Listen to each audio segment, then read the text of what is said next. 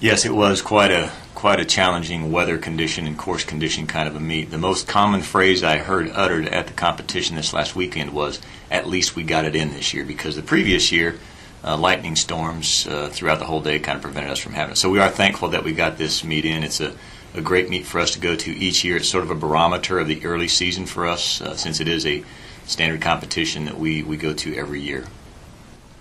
The Pitt State women finished 5th among 18 competing schools with a 154-point team score, finishing behind Division I teams from Tulsa and Arkansas, the host school Missouri Southern, and Midwestern State. Kaylee Tamott led the Gorillas with a 24th place finish, posting a time of 18 minutes 37.16 seconds. Sophomore Alex Mose and freshman Hannah DeVries followed 12 seconds later, finishing 29th and 30th overall, while sophomore Bridget McCormick and senior Amanda Calloway rounded out Pitt State's top 5 finishers in 35th and 36th scored place. Coach, talk about the squad's collective performance in the race. I think overall our squad performed fairly solidly.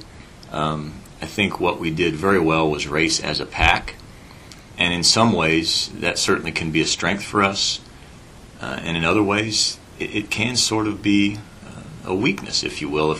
I thought Kaylee Tamott did a fine job in leading the charge for these women. She's not accustomed to that. That may not be her comfortable race style, so we probably need to evaluate that a little more and see if we have someone else that maybe can lead us through the early and middle stages of the race. But overall, there was nothing that was seriously bad about how we raced. The older kids raced a little better than the younger kids in general. That's pretty typical. We can do a little better job on racing the course a little bit. We kept contact well, but we didn't do great on some of the downhills and some of the turns, and we weren't really quite aggressive enough the first turn. When you get to that first turn and things tighten up, it was we were a little further back than we wanted to be, especially from our conference and some of the other regional folks that we looked at ourselves compare against. Coach, you talked on pack racing by the women being a positive in some ways. What are some of the other most significant positives that you look back on now that came away from the Stampede? Well, I think our attitude before, we did a great job of preparing ourselves, and sometimes that doesn't always go the way you want it to, but I think our women did a good job physically and mentally preparing. I think the confidence of the women, the fact that I thought we competed pretty well in the middle. I just think we were a little out of position. Once we got to about the mile and a half, we were back a little farther than I wanted to be. And on a wet, sloppy, muddy course, especially with a lot of bodies like that, that hurts you a little bit. And I think that's something we can work on. That's not a big deal. Moving forward, what are areas of focus in training this week for the women? Well, this is a big week for us. We don't compete this coming weekend. We're still building volume. So some of these women will run more in this week than they ever have in their lives, especially the younger kids. So we're doing that, and there's a couple of really key workouts. We certainly are working on some things in practice to help us get out in a race faster and to be able to handle that extra fatigue we might have earlier in a race in terms of racing that strategy. And we're working on trying to kind of break down a pecking order that anybody might develop on the team. We do have some parity on this women's team, but we want everybody to think that they can be a higher rank on the team than they are. We'll continue our podcast with Coach Jewett and turn our attention to the Pitt State men's squad after this. Comfort Inn of Pittsburgh offers a cozy, welcoming room with free internet access. Enjoy the indoor pool area year-round and wake up to a complimentary breakfast every morning. When staying at the Comfort Inn, you can feel at ease knowing that your satisfaction is the most important thing to us. Welcome back to PittStateGorillas.com. The Pitt State men finished 7th among 16 competing schools at the Southern Stampede last Saturday. The Gorillas compiled a 185-point team score to finish behind a pair of MIAA schools in Missouri Southern and Southwest Baptist, as well as a pair of Division I squads. Freshman Devon Young led the Gorillas with a 17th place showing. The redshirt freshman crossed the finish line in 25 minutes, 53.3 seconds. Have you been pleased with Devon's progression from a freshman a year ago into a key member of the squad's top 5 this year?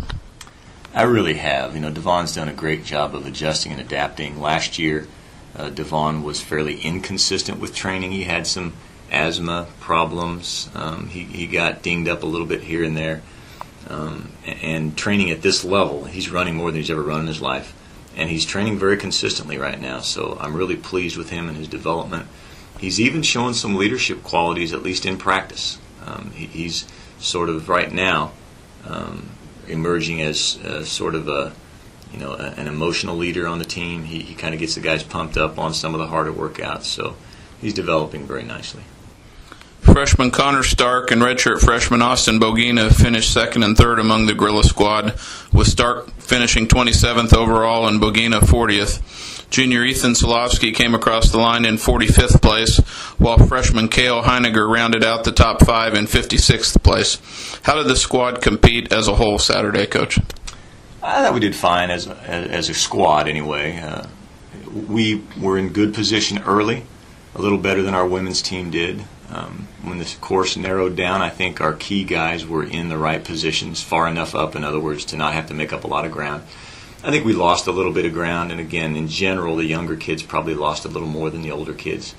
And we had the same challenges with the men's team, I think, especially with the downhills. We didn't consistently maintain contact on the downs and the sharp turns.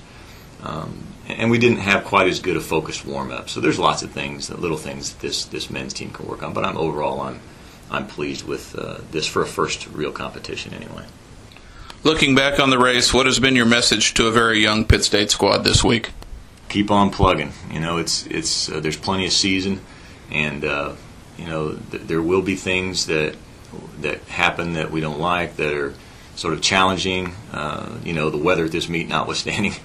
But consistency is crucial, so working hard and staying healthy, those two things kind of fight one another, but that's kind of our message right now. Be willing to work as hard as you can possibly work, find your limits, but let's not cross that line into where we get injured or overtrained.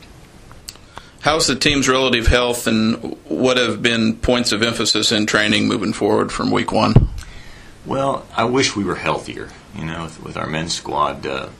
We just tweaked. Ethan Solovsky tweaked his hamstring, probably slipping around in this last meet. He was a pretty strong number 2 for us, and then his hamstring started bothering him, and he fell back, but still finished. He'll be okay.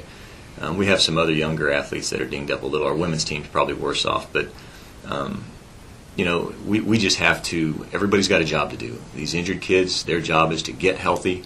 The other folks is to get in the best possible race preparation condition they can, and to stay healthy, and to support one another no matter which group you belong to. We're all still a team. One of the key aspects of training, really, we're still expanding our base. We're starting to focus a little more on race, pace, fitness, and really starting to work on the mental aspects of becoming a better racer as well. That's all the time we have this week. We hope you enjoy this free offering of the Coach Russ Jewett podcast on PittStateGorillas.com.